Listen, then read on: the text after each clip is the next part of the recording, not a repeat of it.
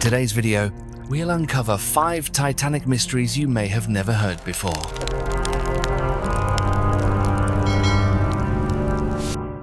The hidden photo. Does this hidden photo capture the true cause of the Titanic sinking? When examined closely, the tragedy of the RMS Titanic reads like a litany of human errors.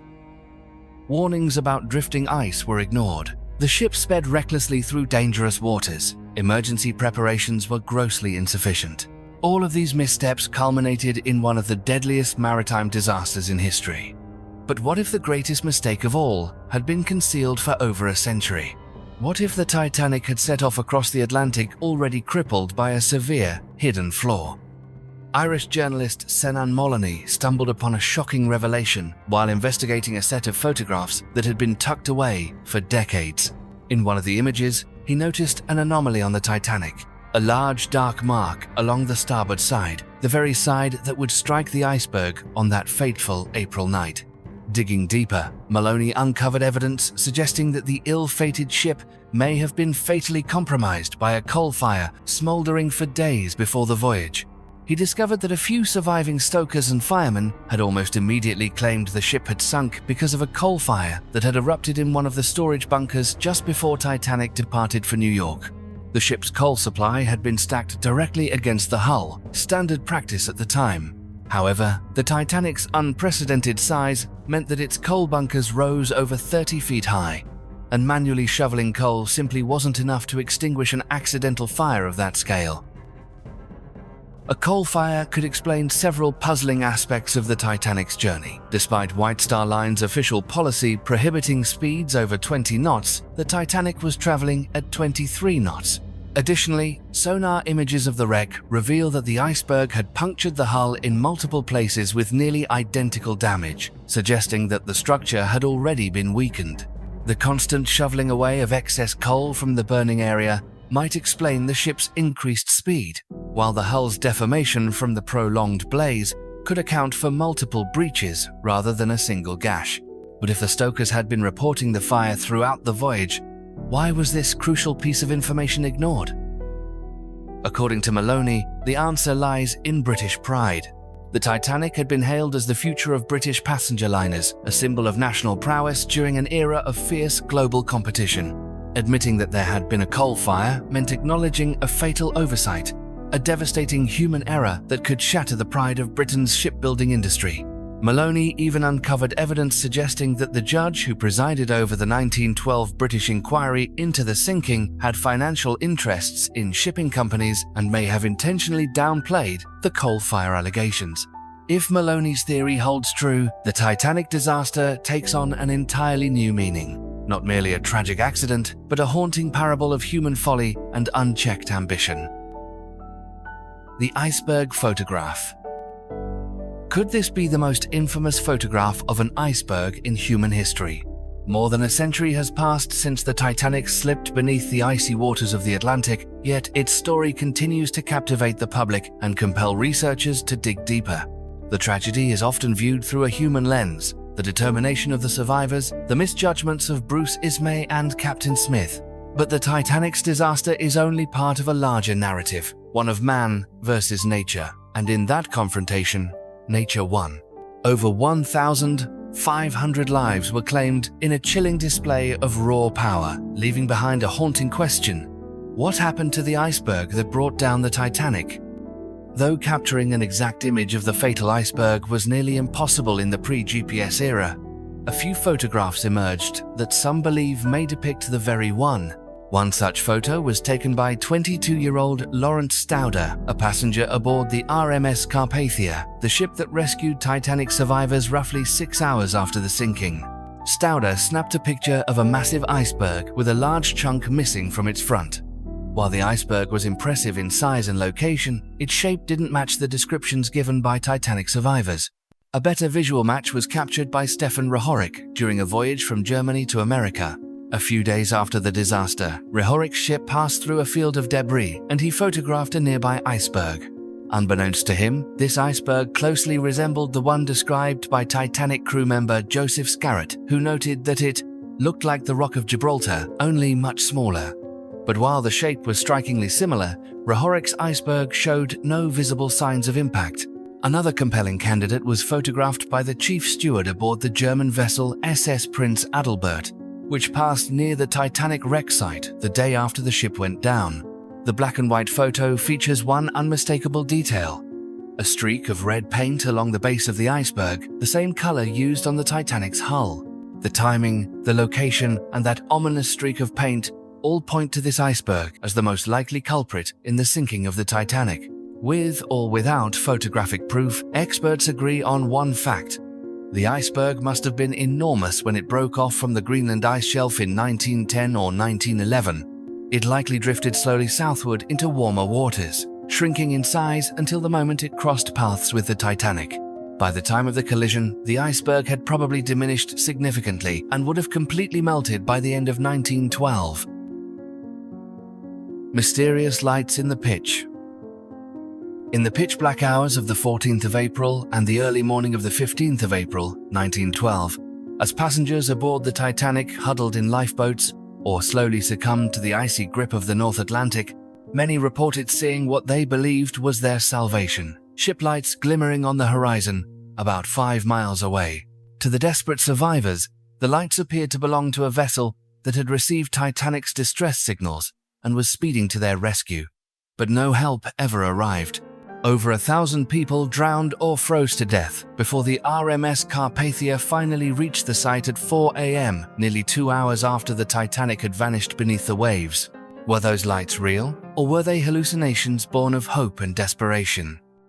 The officers aboard the Titanic were so convinced of what they saw that the mysterious lights were documented in the official investigation into the disaster.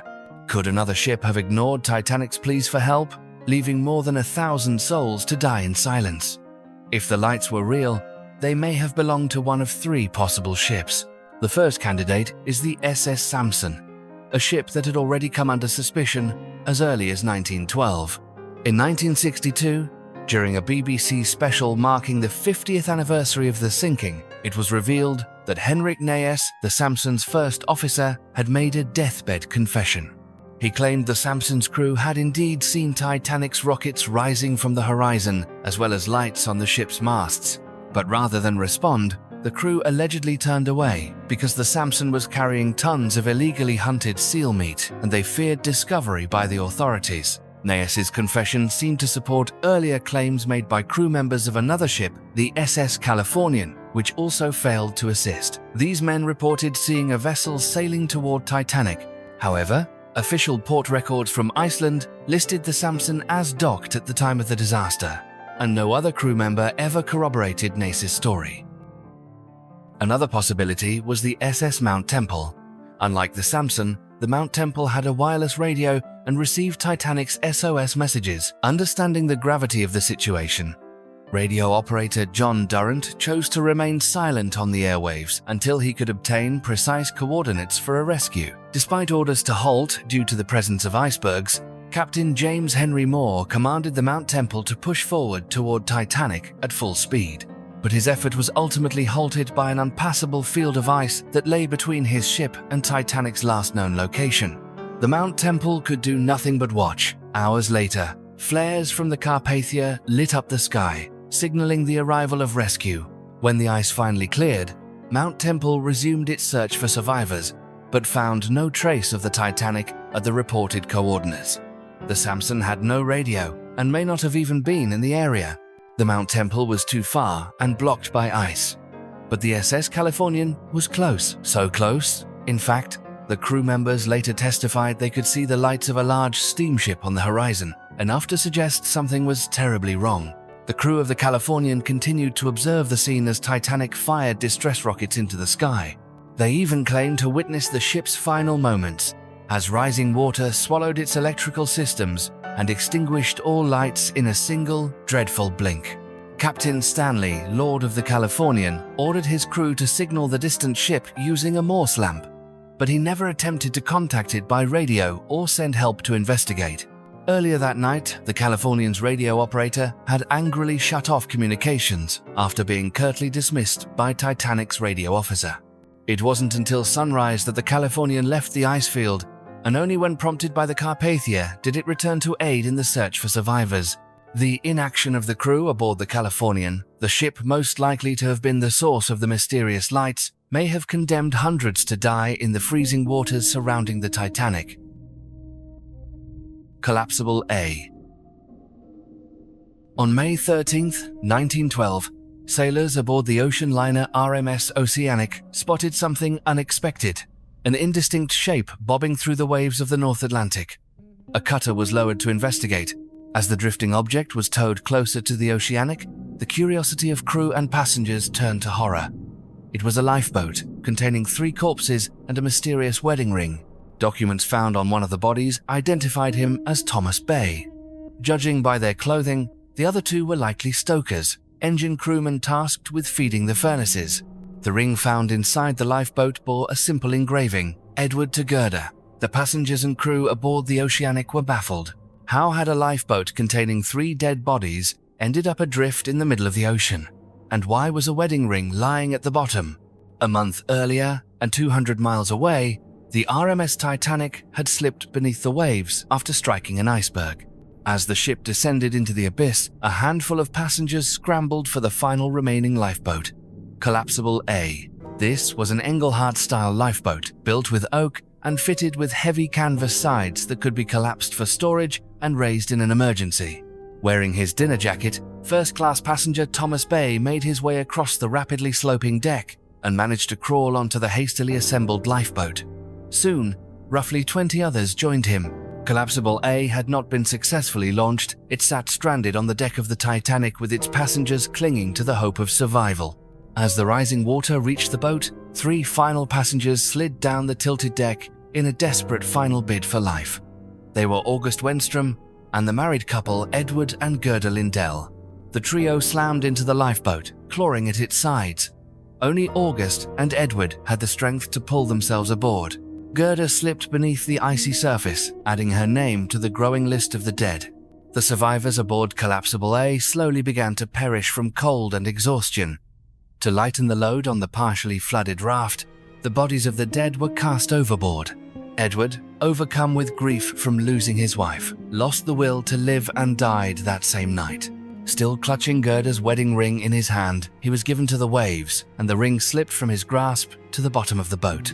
At dawn the next morning, about a dozen survivors were rescued by Collapsible D, all except Thomas Bay and the 2 unidentified stokers.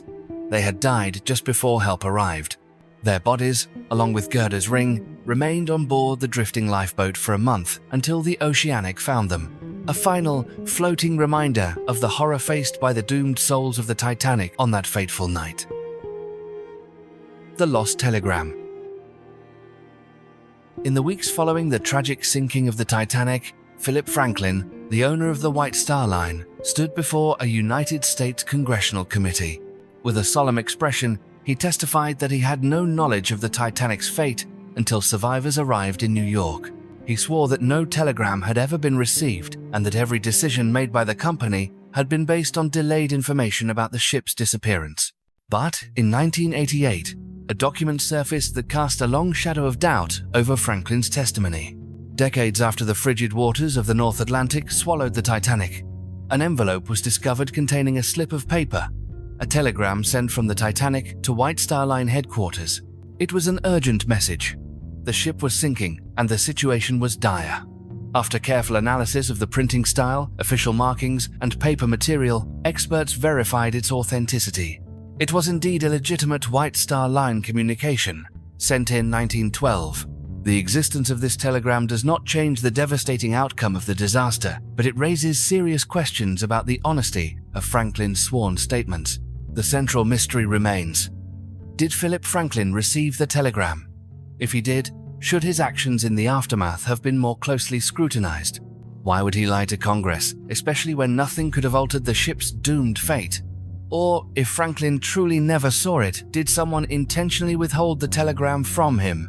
The discovery of this lost message adds yet another layer of intrigue to the already enigmatic legacy of the Titanic. Whether or not the answers would have changed history is impossible to say, but this revelation deepens the shadow surrounding the most infamous maritime disaster in history, forcing us to re-examine everything we thought we knew about the night the Titanic was lost to the sea. Thank you for joining us on this journey of discovery. If you enjoy mysterious stories and want to learn more about the world around you, be sure to subscribe to the channel and turn on notifications so you won't miss any of our upcoming videos. Don't hesitate to share your thoughts or suggestions in the comments section below. Your feedback is always an inspiration for us to explore new topics. We look forward to seeing you in our next adventure.